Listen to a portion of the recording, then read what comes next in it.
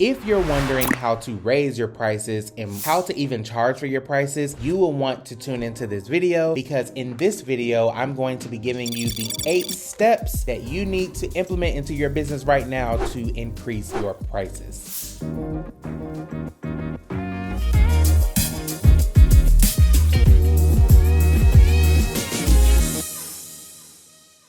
What's up, CEOs? It's Coach Nick, CEO and founder of Nicholas Marque Coaching, and from Passion to Profit Launch Experience, where we help entrepreneurs launch, grow, and scale their ideas into profitable businesses so they can experience the ultimate freedom, the freedom of time, energy, and money. And here's the thing, right? People feel that there is this big secret on how to charge more and how to increase your prices. You got a piece of paper? You got a pen? Because I'm gonna be going fast. Number one, 9 times out of 10, if you're watching this video, you're not charging enough. I remember when I started my event business and my first client was a baby shower. I did the catering, I did the decor, I did the event planning, I managed on-site, I did everything, right? How many of you can guess how much I made from that event?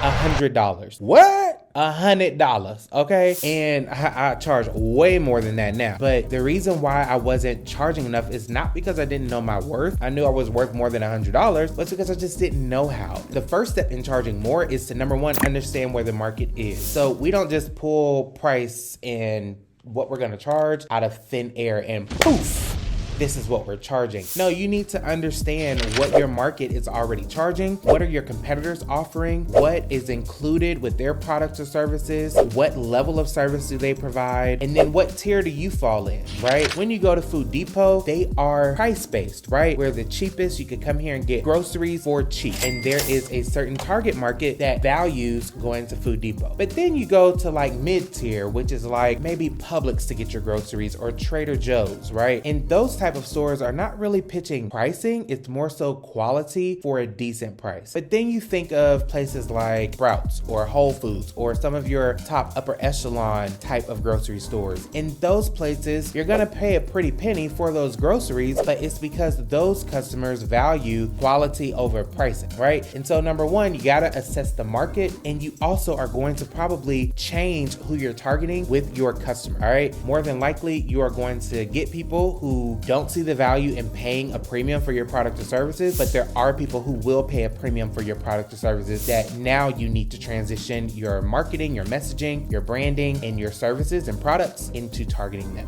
So number two, you need to understand the purpose of raising your prices. So we're not just raising our prices because we just want to make more money. I mean, of course we want to make more money. We all like more money, but it's much deeper than that, right? Are you trying to increase your profit margins? So you need to know where your profit margins are now and where you want to increase it with this price increase. Do you have too many clients? I remember when I was offering like a lot of low cost services when I was first starting my consulting business, I had got too many clients to the point where I could not manage, and I needed to charge more because obviously I knew what I was doing, and I was hot. I was the hottest thing in town, right? At least I felt that way. And I needed to raise my prices because I wanted to make a certain amount of revenue, but I also did not want to have to take on more clients. Another purpose of raising your prices is because maybe you're not covering your business costs. Especially if you're in the growth phase, you may be getting a lot of revenue and a lot of clients, but in order to deliver that service or deliver that product, maybe there's inflation, or maybe the cost of goods have increased, and now you need to increase prices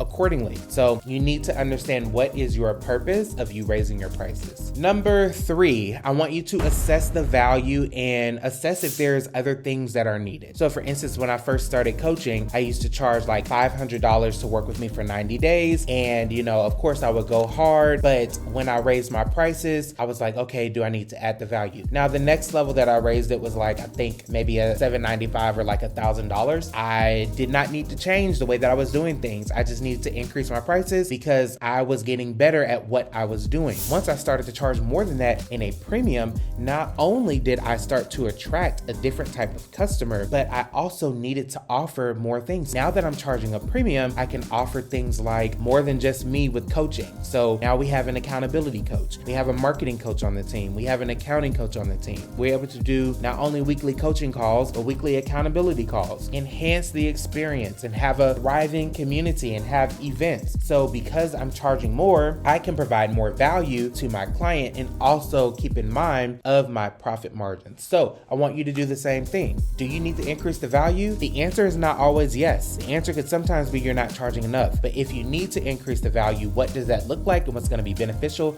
to your customers? Number 4 is decide if you need to offer alternatives to your current customers or to the current market that you're serving. So for one of our coaching opportunities, we have an array of coaching programs, courses, and services. So if someone can't necessarily afford to work with us on our top level, then we have like a mid-level. Well, maybe this is valuable to you. And if you can't work on our mid-level, like in one of our entry-level coaching programs, then maybe you just need community and maybe you just need courses. So we have those options. And so for you, maybe you have a product that you're increasing the price for and you need to create alternatives. Or maybe you don't want to create alternatives, which is great. You'll have to assess that, but you need to assess, do you need to create alternatives so that when you get to the next thing that I'm about to tell you, you have something to pitch. All right, step number 5 is communicate. Yes, I know everyone hates this part, but you have to give your current clients and customers a heads up. All right, so when I increase my prices for my products and services, I let my clients know we will be increasing our pricing at the start of your new contract. Here's what the pricing would be. I recommend trying to give people as far advance notice as possible. I think we did like 60 to 90 days, but at minimum, give your customers at least a 30-day notice. Don't just pop up, hey, I'm increasing my prices when it's time to renew the contract if you're in services. And if you have a product, depending on what the product is, you can really just increase the price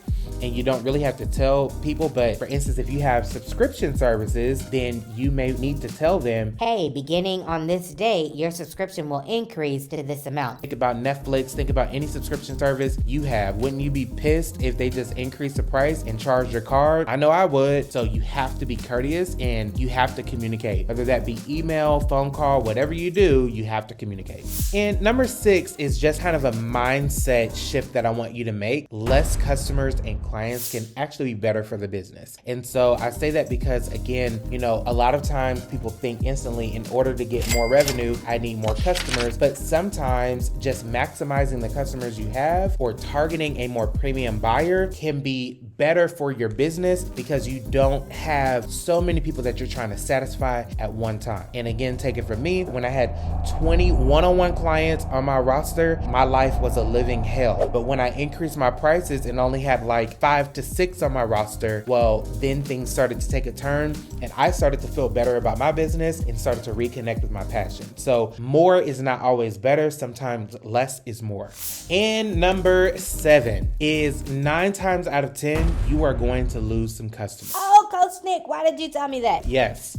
It's true. 9 times out of 10, you are going to lose some customers. And that's okay, because not only will you not lose all of your customers, but you also have the opportunity to attract and work with your ideal customer. So think of this as a new venture. Think of this as a new journey. And I want you to 100% focus on that premium buyer. What do they want? What do they need? How do you need to market to them? Need to show up and serve and solve their problems, okay? We're not worried about the people who can't afford your products or service. We are worried about people who value what you have to offer and what you have to bring into this world. So I want to hear from you. What mindset blocks or what challenges are you having with charging more and raising your prices? What was your biggest takeaway from this video? And what are you going to do next to push the business forward? And if you like videos like this, click like, subscribe, and click that notification bell because I drop videos like this each and every week.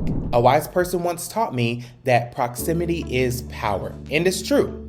10 years ago, when I started my event planning business, I had no customers, no revenue, no clue. And when I started to build a tribe, not a circle, but a tribe, I was able to start working with some of the biggest Fortune 500 companies in the country and build a 6-figure business. So now as a business coach, I've taken the liberty upon myself to start a community called CEO Nation.